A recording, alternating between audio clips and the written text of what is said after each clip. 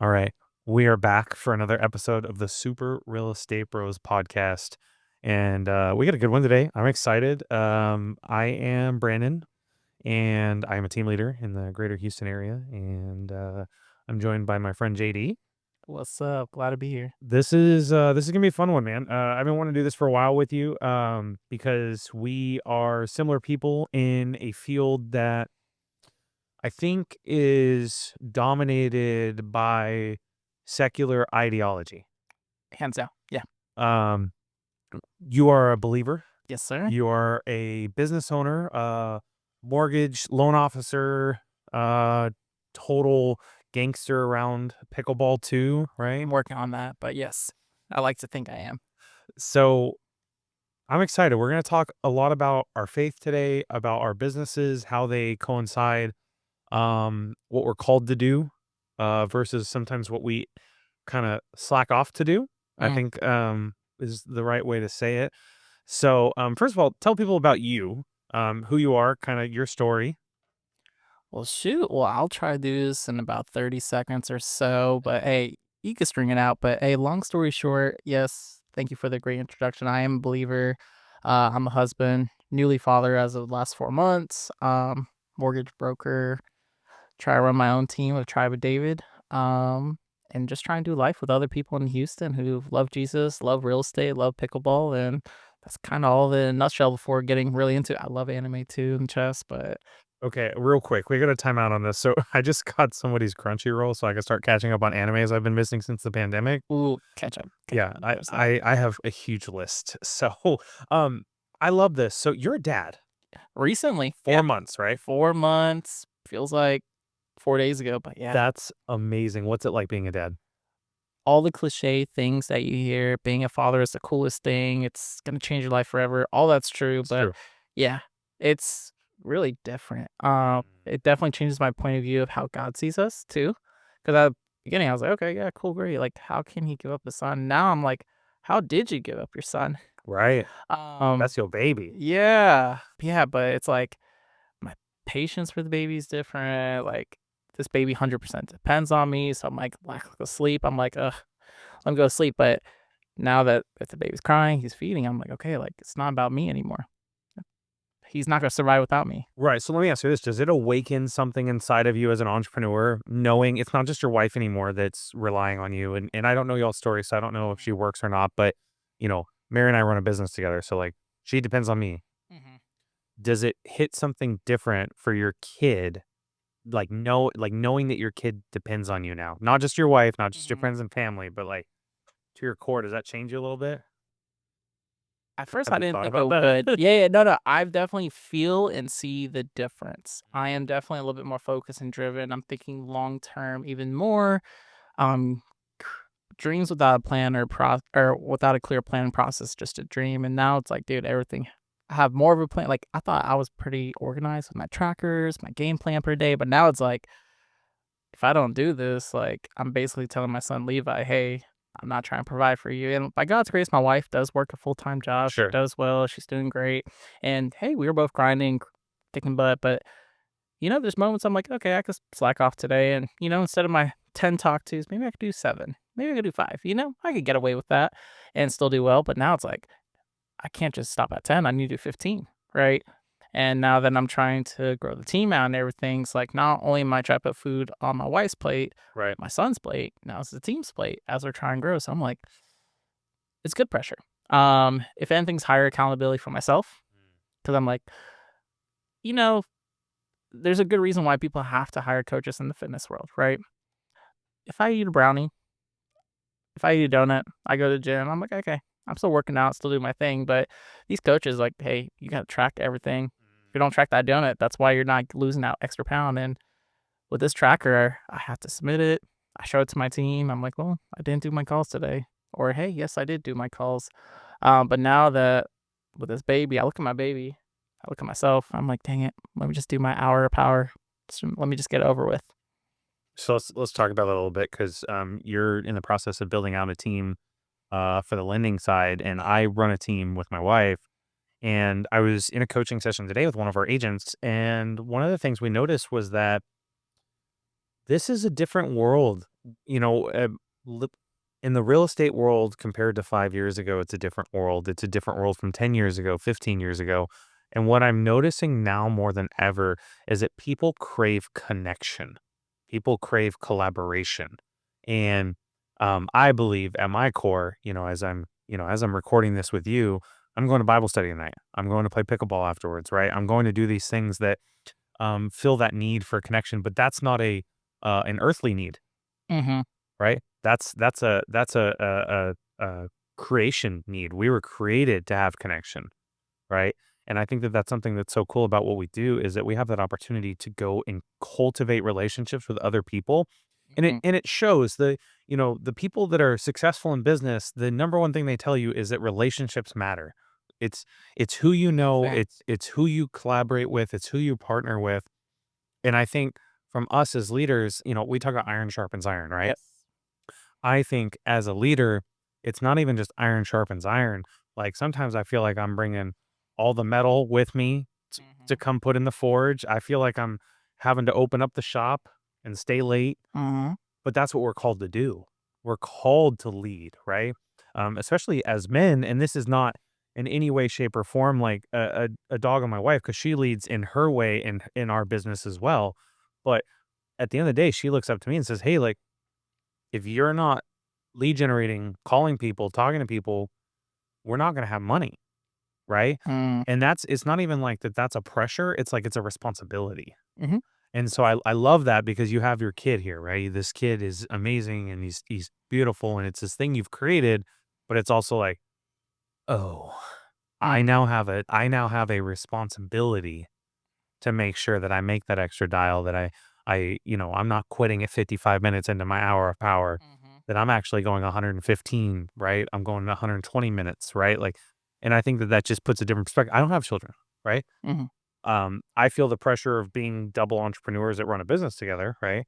But I love that. And that's so cool because, it wakes you up different. Yeah. Like you wake up and you're just like, other than, him crying and Oh, yeah, yeah, yeah. Nowadays, he's my alarm clock, but now it's like, okay, I have a timer for this, I have a timer for that. I know what I'm doing. I know who I'm calling, and it's like, I can't shortchange myself anymore.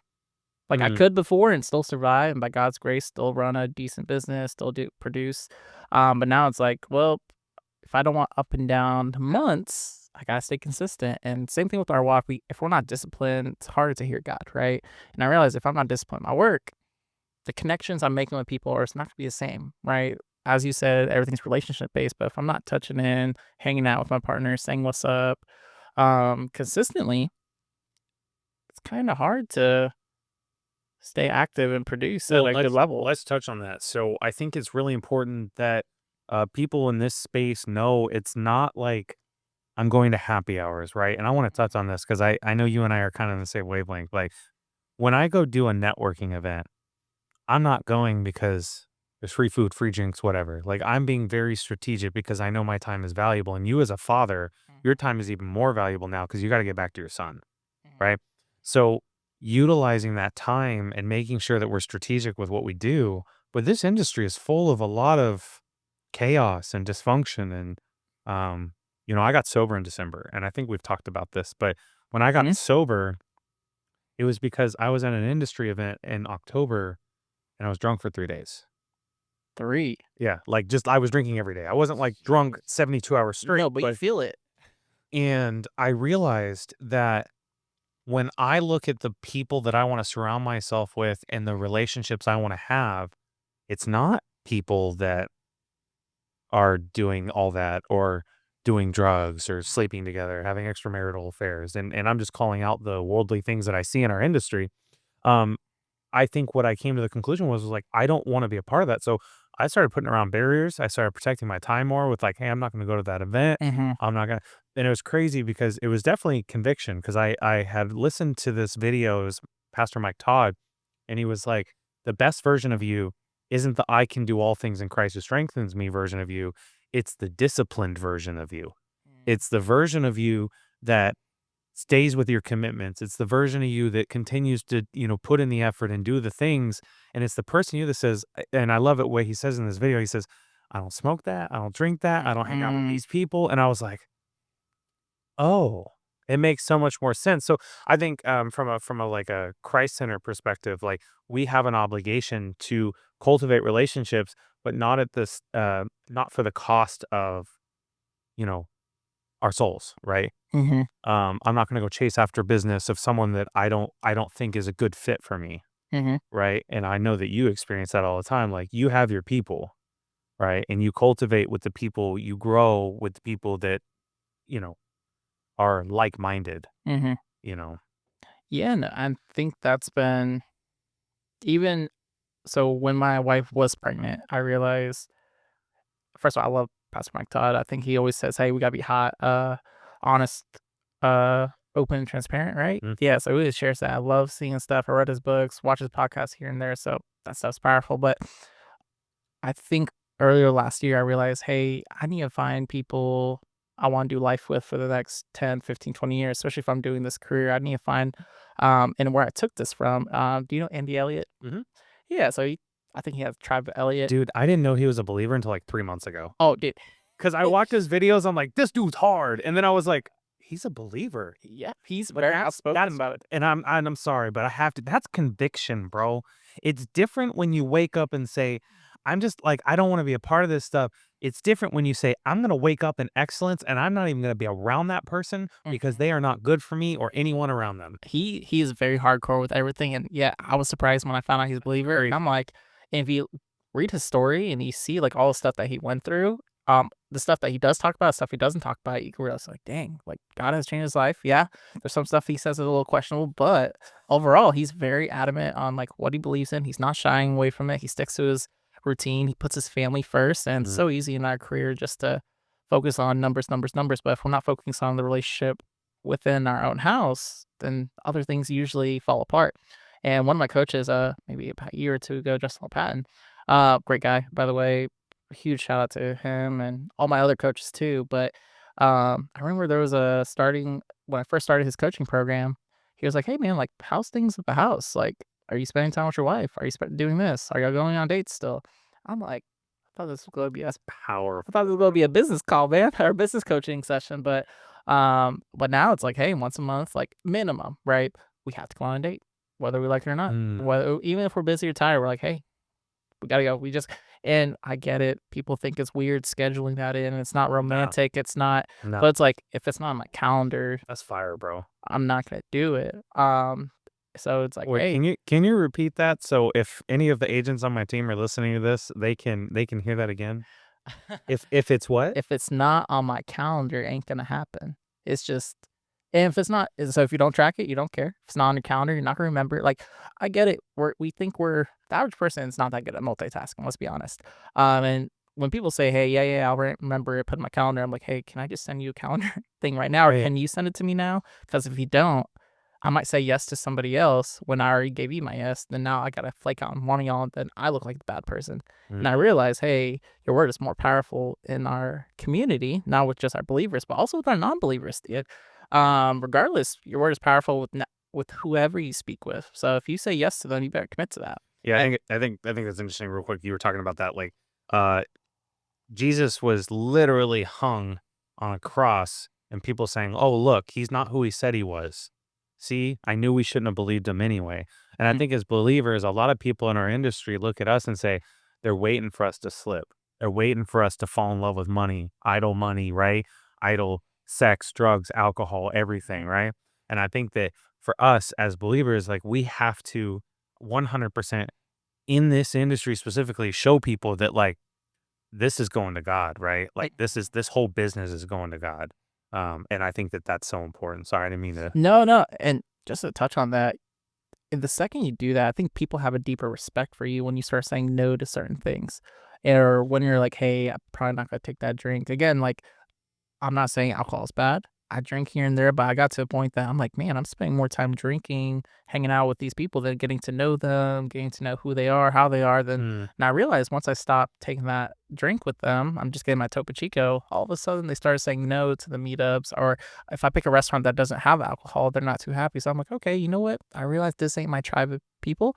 Hey, I'll still do life with you. I still want to do business with you, but you're not part of my tribe. Where hey, I know we're gonna be rocking and rolling for the next 20 years because hey, we just have different views, and that's okay, right? Not saying hey, don't work with people who don't believe the same thing you do, but because that could be an opportunity to plant a seed. And you never know Mhm. how these people will be in the future. So I still want to do life with them, but I realize, hey, these aren't the tribe that fits my avatar. In our business, it tells, hey, find your avatar, find your people, find the Not people you not the want. blue people, right? Yeah, yeah, yeah. Or not the airbender either, Anger Korra. I've never watched Legend of Korra. That's okay. That's okay.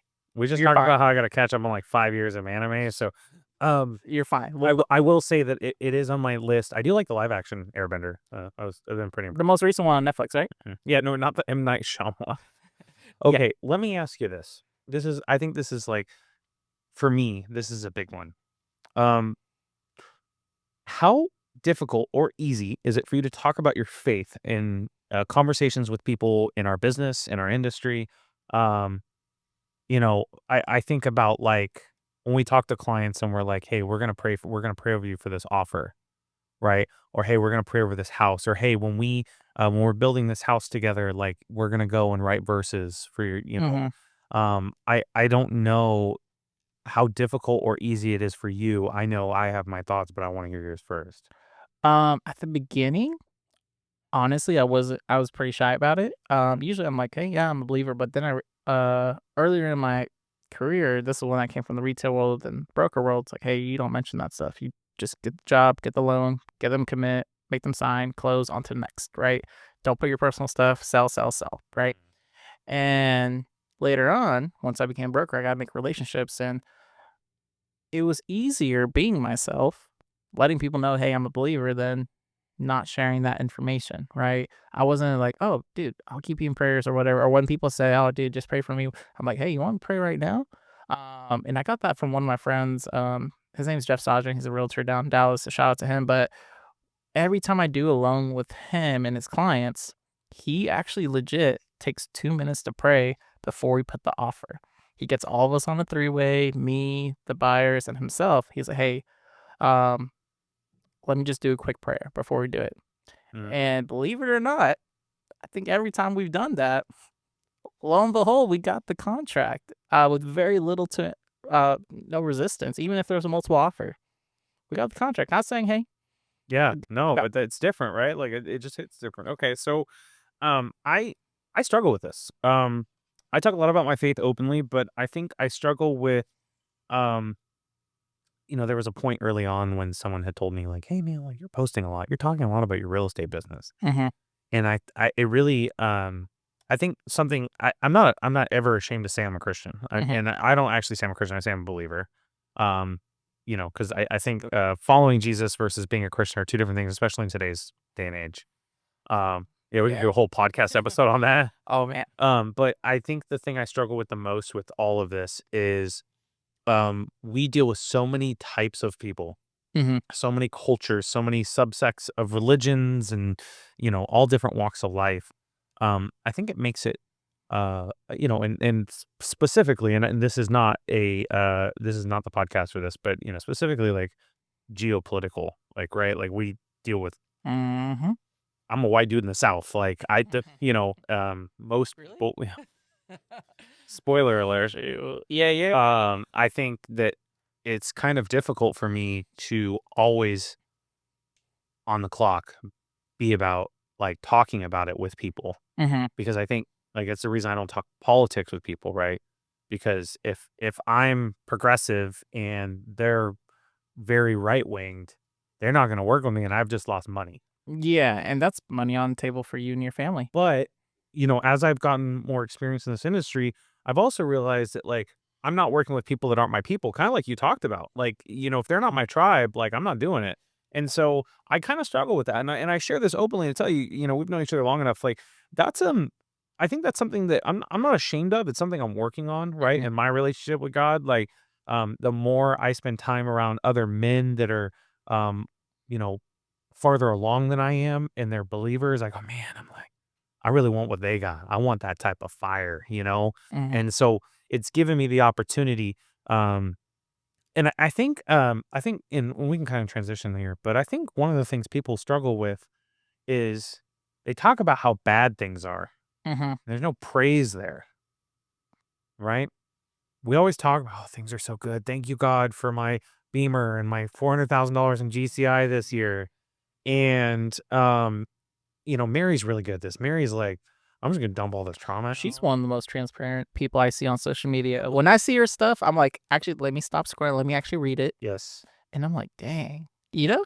And I love it because 'cause I'm like, "That's real stuff." And I agree with you. It's so easy to talk about good stuff, so easy to post about my win. "Hey, I just sold this home. Let me take a picture of me and the key and my client." Or as lenders, we like to post close in 7 days. And I'm like, "Do we don't even know why you closed in 7 days. Like, what was the story?" Or like, what how's that benefit us? But I think when and again, I'm guilty. I was that person who posted that all the time. Mhm. Um, but it's like, dude, that's just good stuff. Like, tell us the bad story. Tell us what's really going on. Or Yeah, we're main the fire, right? Like we are so much more than the victory because the victory is already there. And I think that's something that I can tend to let go of in the middle of a season is I already know the end of the story, right? We I already already know the ending. know we already know the ending. Mhm. Everything that happens in between is filler, right? It's like watching Game of Thrones now. You know what's going to happen because everybody spoiled it, right? Oh, yeah. If I'm in 3 seasons in of Game of Thrones, I'm like, "Yeah, I know what's gonna happen, like, dude's gonna, kill the dragon or whatever, and, all the and I'm whatever." You get the point, though. We already know where the end of the story is. George R. R. Martin doesn't, but that's a whole nother No. problem. He hasn't written the end of his story. Um, I think for me, I can be more proud of that and knowing that, like, I'm in a season where I can just be like, "Yeah, that was already won. Victory's already there." In anything, right? In our business, in our relationship, whatever. But Mary is so transparent. So, um, she finds victory in the valleys, man, and I struggle with that. I struggle with being in the valley and being like, "Yeah, man, look, he's Mm, right there. He's got me. He's good." yeah. Because this industry is very centrifugal. Mm, I don't know a lot of people out there that are consistently just absolutely crushing it in the mid and mind you, I wanna praise God that we're in a season where, we're having one of our best years, but that's not everybody. And so I think that talking about that and being like, "Hey, I'm in this season, but God is gonna take me through this, and I'm proud of that." Like, I'm proud to say that God has me in this season. mhm. That's a little bit harder for most people, I think. I don't think I'm alone in that. No, I don't think you are, and a lot of people in our community, talk about real estate community, lenders, builders, realtors, all of them, and plus more. A lot of them were saying, hey, they kind of wish the season was '08, and as most people know, '08 was one of the worst times, and people are saying this is worse than that. So I'm like, sheesh, is it? No, But that's what do the kids say? That's cap. yeah, so I'm Oh, like, I was like, what, 3rd grade at that time? I don't even know, but I'm like, sure. But I'm like, man, like, I'm grateful for the season I'm having right now because, like, I think as you were saying, hey, we already know the ending of the story. Me knowing the ending of the story gives me so much less stress when I'm cold calling or connecting with people. I'm like, hey, if they work with me, great. If they don't, I'm fine. God's just maybe closing that door for a reason. yeah. So I feel like I'm a lot less stressed. At the beginning, being brand new to Houston, like 3 years ago, meeting people, I was like so stressed. I was like, yo, um, I need to succeed. But now, by God's grace, I'm at a certain point. I found a good amount of people. We're paying bills. I think it's easier connecting with people because I'm not stressed anymore. Because I just know, hey, God got me. 'Cause they're not a dollar sign to you, right? Like, they're an Oh, opportunity to minister, and I think that that's something, like, when we look at, you're talking about, like, growing your team and we're growing our team, we have an opportunity to grow humans and create good humans, right? mhm, And give them the opportunity to go put good into the world. The relationships they have on the other side of a transaction, how they talk to their clients, how they talk to people in general. I'm not anybody's parent, but mhm, I can be a good steward of the tools that I have, mhm, which is communications and being, empathetic to people. Um, I think something that's important, a lot of people aren't really, willing to talk about it, but Jesus was very empathetic. He understood people, mhm, right? But he also had a mission. He was willing to flip tables to get his point across. mhm, And I think that that is something like there's intentionality and there's passion and we can do those things, right? But there's also the empathy behind it. We have to understand where people are coming from, and especially in our industry,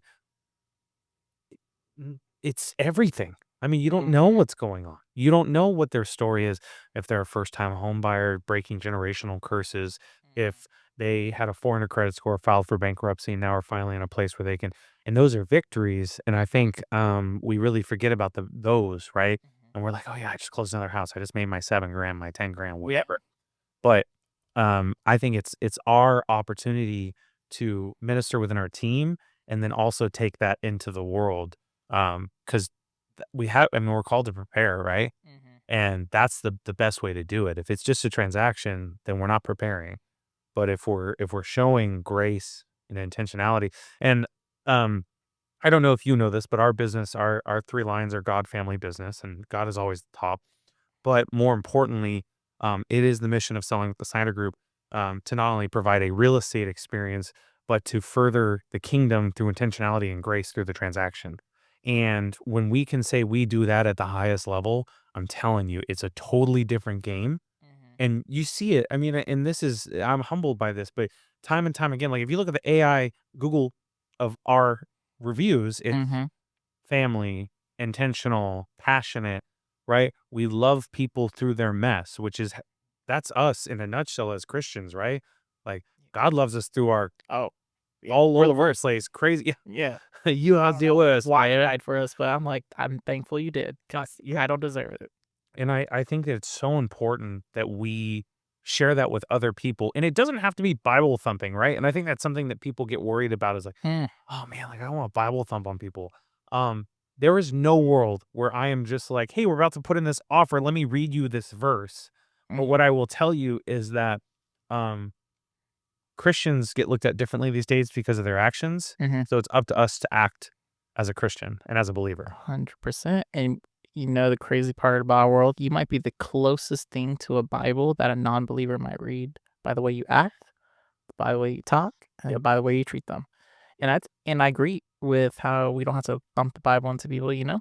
You don't have to tell 'em, "Hey, have you accepted Jesus as your Lord, personal Savior?" Before we work together, not this buyer's rep yeah, we're And you're struggling right, to like get people buyers rep signed, and but this connect card at church. yeah, I'll see you at Thursday nights at pickleball after Bible study. Not don't skip that, um, but, I forgot where I was going with that, but yeah, dude, we can still reflect Christ without being at that corner of that college campus saying, "Hey, you're gonna go to hell if you don't accept Jesus. Repent from this, repent from That's that." And crazy. I'm like, and I feel like sometimes I push people away because I'm like, Jesus wasn't doing that. He was going around loving on people, like you're saying. He was empathetic. He was Jesus wept on the shortest verses. Like that explains so much about who he is, how he is. He already knew he was gonna raise him from the dead. Like me, logically knowing the story, I'm like, why would you cry if you knew you go raise him? You have the power to raise him. Why'd you Yeah, cry? he already knew what was up.